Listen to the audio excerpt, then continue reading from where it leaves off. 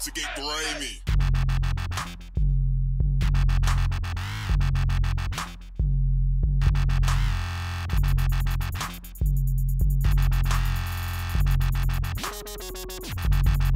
Oh, how do I already forgot? SpectrumVida. This is Guillermo Cita alongside Alex Ramirez and Albert Cita. Keep it rolling. Let's get these bloopers in here. Yeah, I think today's show is going to be a little somber. If you guys in the past, you listen to, we talk about wrestling a lot. All three of us are growing up with wrestling in our lives, and last week was hampered by the sad news of the passing of one of the true legends of Roddy Piper. I think passing at the age of 61 in his sleep. For me, I was a big Roddy Piper fan. I mean, the ability to have the promo skill set. And even though like his matches when I got to see him, he's already kind of past his wrestling prime, just because like he got hurt before he entered the WWF or WWE back then.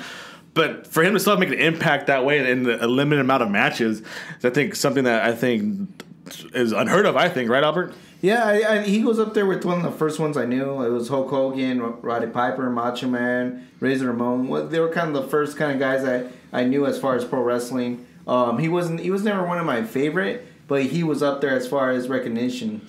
As far as my wrestling experience goes. I think for you guys are a little bit more emotional than I am about the passing, but because I didn't grow up watching him wrestle, I just heard more of Mike. Roddy Piper. Of him, doing what's it called, promos, things like that. Yeah. So I really didn't experience him wrestling as much compared to I think, but when me and Guillermo actually officially switched over to the American wrestling, because we started with Lucha Libre, and then when we finally switched over to the American wrestling, that's when he was going through his injury. So we didn't really get to really see that much of Roddy Piper. We knew of him, of course. Yeah, because I grew up on I'm a VHS kid, so I grew up watching WrestleMania 1, 2, 3, all these ones, like, when I was, obviously years after they had passed, but like, he was like, I'm like, looking back now, like, I didn't really see him wrestle that much. Yeah. I just saw him doing like these great promos. That's because I later found out that by the time he got into the WWE, he had suffered like a ruptured eardrum and his equilibrium was off, so he couldn't wrestle. So he just said, I'm just going to talk for a whole year, get everybody mad at me. So when I do wrestle at WrestleMania 1,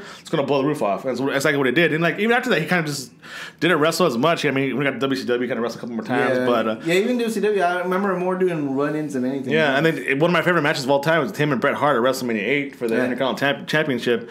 But I mean, just outside what he did too, I mean, I think other than The Rock, I think he's probably the second best wrestler turned actor. I thought. I mean, if you've seen They Live and like, it's funny because you can even make the argument his acting's actually better than his wrestling. Yeah, because he did a really good job in his starring role. So yeah, I mean, because you think about it, it's The Rock and then Roddy Piper, and then if you want like Hogan, it's horrible actor, Hogan, horrible actor, away from movies. And then Stone Cold is, I guess he can. Horrible. He's horrible as well. Maybe Kevin Nash. I don't know, Kevin Nash. Kevin Nash, he has a beat leg. Right? Did you see Magic Mike? I mean, he did pretty good. Why would I watch? But then did you see The Punisher? Because he did horrible. No, he did not. He has had a small role in John Wick too. I think he spoke Russian.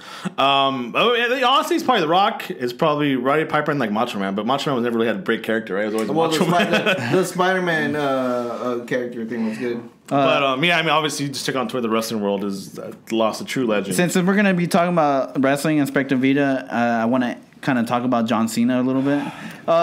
You guys say why? Talk about a downer. Well, no, I mean, did you guys see his last match with Seth Rollins? He broke his nose. I was actually kind of impressed of that. He broke his nose? No, that John Cena continued the fight even when he's bleeding uncontrollably. This is something that made me mad. I was like, yeah, you got your nose broken. That's what you get when you don't know how to wrestle, son. But then I was like, dang, you know what? It's going to play to his freaking character. Yep. I'm not going to quit. I'm going to show you guys. All right. You guys can say what you want, but John Cena's probably had the best matches. But again, it's against the competition. He's been put against Cesaro, against Seth Rollins, against what's his name? Kevin Steen or Owens? Kevin Owens. So he's been actually doing really well. I think. Get out of here, dude. I think for John Cena, the way he does 3 high spots, it doesn't matter. No wrestling psychology behind the setup, and I'm supposed to cheer for that. I totally agree.